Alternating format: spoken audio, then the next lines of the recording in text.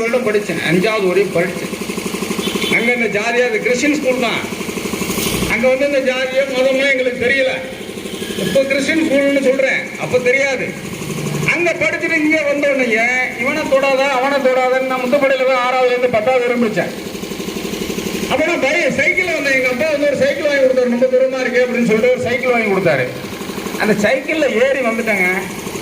ஏங்க சைக்கிளில் ஏறி தானே வரணும், வந்துட்டேன்.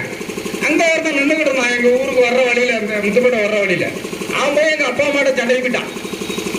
அவன் மாவன் வந்து சைக்கிளில் போகிறான், அவன் இது மாதிரி போனான்னா கை காலெலாம் ஒடிச்சு போடுவேன் அப்படின்னு சொன்னான். எங்கள் அப்பா அம்மா பயந்துக்கிட்டேப்பா நீ சைக்கிளில் போகாதப்பா, அவடெல்லாம் கண்டா இறங்கி போப்பா அப்படின்னு. ஏமான்னு கேட்டேன். இது இப்படிதாப்பா போகணும், இல்லைன்னா அடிப்பாங்க அப்படின்னு சொன்னாங்க. ஆனால் எங்கள் அப்பா சொன்னார், நீ பயப்படாதா, நீ போ பார்த்துக்குவான் அப்படின்னு. அப்பயே எங்கள் அப்பா சொன்னார்,